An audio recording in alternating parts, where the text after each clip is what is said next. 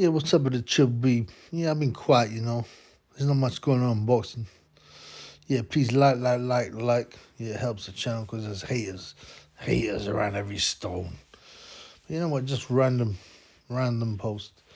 Yeah, so a random video. So for me fans, I'm sure me fans miss me. I miss me fans. All right. So anyway, yeah, I've been watching boxing, right? I've been watching a lot of. There's a channel called Rich the Fight Historian. Yeah, check him out, man. He's seriously good, and he picks a lot of interesting fighters, guys you might not have heard of, goes through their careers.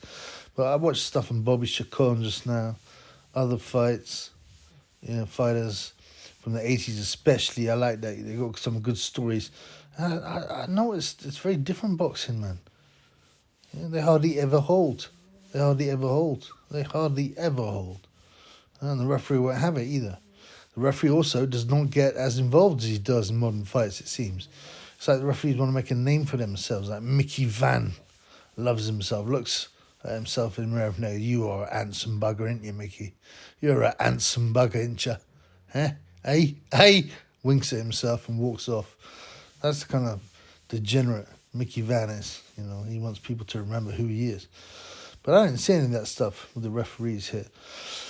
I'll say this though, man. Man, they used to let fights go on. I mean, Bobby Chacon, the punches he took, man. And how they let him get up and he's all battered. And the other guys too, Bazooka Limon. I mean, it was something else, man. I don't agree with that, by the way. I actually think, and some of these fights were 15 rounders. And I got to say, I'm pleased, actually. It's only 12 rounders. And, I read a book by a guy called Tris Dixon. And I can't remember what it's called. But it's to do with brain damage in boxing. And I've only read about half of it. But it was very interesting, man. The damage, the numbers, they've done it for years. And, Bobby Chacon died of dementia at 64. And I see these guys, the ref they were just, they was basically scraping themselves off the floor. They could hardly walk and they'd still carry on, man. This is like the 80s blood.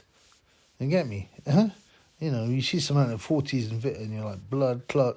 But no, man, it was just as bad in the 80s. Then things started to change. There were a few deaths.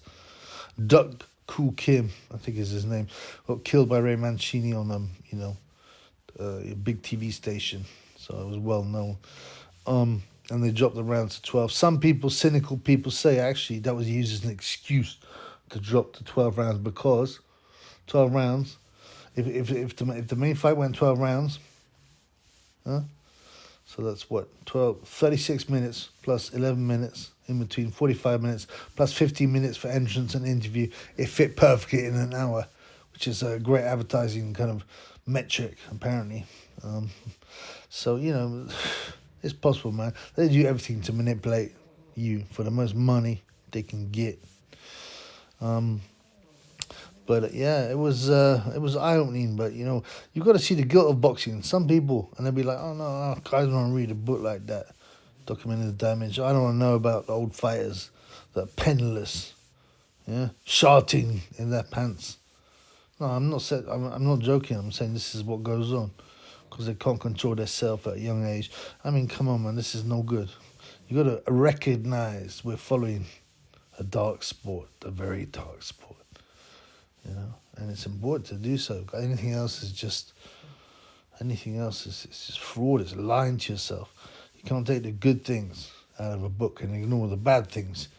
You can't look at life and think, oh, I just think this guy's great because he's been great on 75% of the occasions, but on the other 25% of the occasions, he tried to burn my shed down or something like that. Come on, man. You got to look at both sides. And that's the thing about boxing, the real... it helps people out, but most boxers will say, no, I wouldn't have changed anything, but, it's rough, man.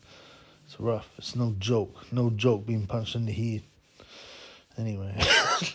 Yeah, peace and minis. I'm trying to do a Christmas message or something like that. Maybe a live on Christmas Day from my mother's basement, live from the mother's basement.